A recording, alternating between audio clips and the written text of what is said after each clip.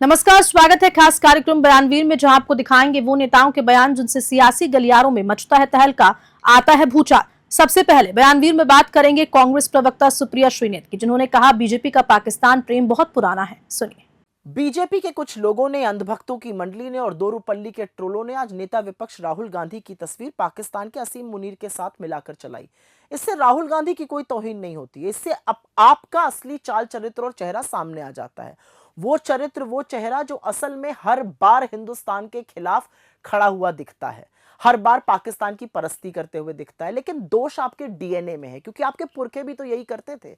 आपके सबसे बड़े नेता सावरकर, पूरा देश अंग्रेजों से लड़ रहा था, वो अंग्रेजों का साथ देते थे। आपके दूसरे बड़े आराध्य श्यामा प्रसाद मुखर्जी, पूरा देश भारत छोड़ो आंदोलन में जुटा हुआ था, वो मुस्लिम लीग के साथ मिलकर नॉर्थ वेस्ट फ्रंटियर प्रोविंस में, सिंध में और बंगाल में सरकार चला रहे थे। फिर आपके एक और बड़े नेता लाल कृष्ण आडवाणी जी जिन्ना की मजार पर गए, श्रद्धांजलि दी और उनको धर्मनिरपेक्ष बुलाया। आपके बड़े नेता अटल जी बस की सवारी करके लाहौर गए, हाथ वाथ हिलाया, उसके बाद कारगिल हो गया। उसके बावजूद परवेज मुशर्रफ को 2001 में आगरा समिट के लिए बुलाया। फिर आए आपके बड़े नेता मोदी जी, बिना बुलाए बिरयानी खाने के लिए, बर्थडे मनाने के लिए लाहौर लपके चले गए। आईएसआई को पठानकोट आकर प्रोब करने दिया, इन्वेस्टिगेशन करने दिया, जो आजाद भारत में कभी नहीं हुआ था। उसके बाद आपके बड़े नेता आए विदेश मंत्री जयशंकर जी। हमारी सेना के शौर्य और पराक्रम का उन्होंने ये सलाह दिया कि पहले ही पाकिस्तान को सूचित कर दिया कि हम हमला करने वाले हैं आतंकी कैंपों पर। जैसे पाकिस्तान हाथ पर हाथ धरे बैठा रहेगा, अरे भाई उनको बता रहे थे तो पुंछ में हमारे नागरिकों को भी बता देते, 17 लोगों की इतनी निर्मम हत्या वहां पे नहीं होती। और मोदी जी, भारत की सेना पाकिस्तान को नाको चने चबवा रही है, पाकिस्तान को निस्तो नाबूद करने पे तुली हुई है। और भारत की सेना के शौर्य और पराक्रम का तो सभी को पता है, एक बार ठान लेती है तो पाकिस्तान इस विश्व के मैप से उड़ जाता।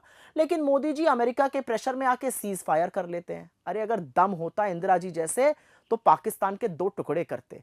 लड़ाई आपको लड़नी है असल में पाकिस्तान से, बीजेपी वालों, और लड़ाई लड़ रहे हो विपक्ष से, और उस विपक्ष से जो लगातार आपका साथ दे रहा है और समय पड़ने पर वो सवाल पूछ रहा है जो इस देश हित में पूछने जरूरी हैं। और आगे बात करने से पहले एक बात बता दूं, पहलगाम के आतंकी हमले के दुर्दांत आतंकवादी अभी भी फरार हैं, अभी भी आजाद हैं। दोरूपल्ली के ट्रोलों जैसा काम करना बंद कीजिए, ये इस देश की और राष्ट्रहित की बात है।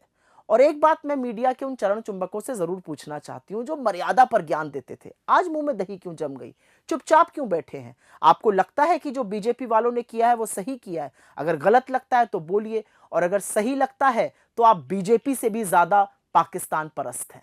अब बयानवीर में बात करेंगे आरएलपी सुप्रीमो हनुमान बेनीवाल की, जिन्होंने कहा अब जंगे ऐलान ही होगा। तो आंदोलन का अगला पड़ाव होगा वो 25 मई को 1 लाख जवानों की रैली हम जयपुर के अंदर करें, राजधानी के अंदर।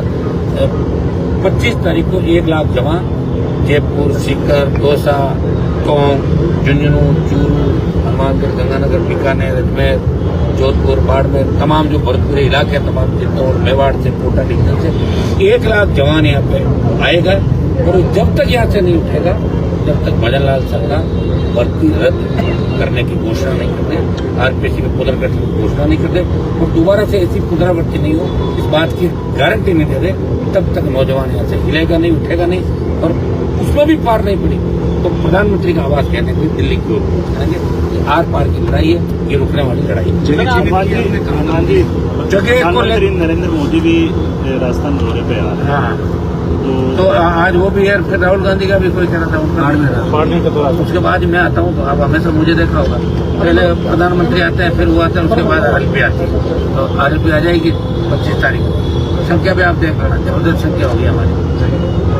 प्रधानमंत्री के तो खुद फौज ले आती सरकारी गाड़ियां और जब्त कर लेते हैं जबरदस्त लोगों को डाल कर। जगह को लेके हमने 4-5 पॉइंट जो अंदर के जहाँ जहाँ जगह खाली मिले, मानसरोवर भी हो सकता है, रामलीला भी हो सकता है, कोई दूसरा विद्याधर नगर भी हो सकता है, अंदर के जो हमारा आदर्श नगर भी हो सकता है, जहाँ हमें उचित जगह मिले, जहाँ पार्किंग की उचित व्यवस्था, उस शहर के लोग डिस्टर्ब नहीं हो, लोगों के आवाजाही पे किसी तरह का वो नहीं पड़े, लोग ये नहीं कि यार क्या रैली है, परेशान हो गए, ऐसा भी हम नहीं चाहते। और ये आर पार की लड़ाई का ऐलान है, और आर पार की लड़ाई में 25 तारीख को राजस्थान का नौजवान भजन लाल सरकार। और इसी बयान के साथ बयानवीर में इतना है। नमस्कार।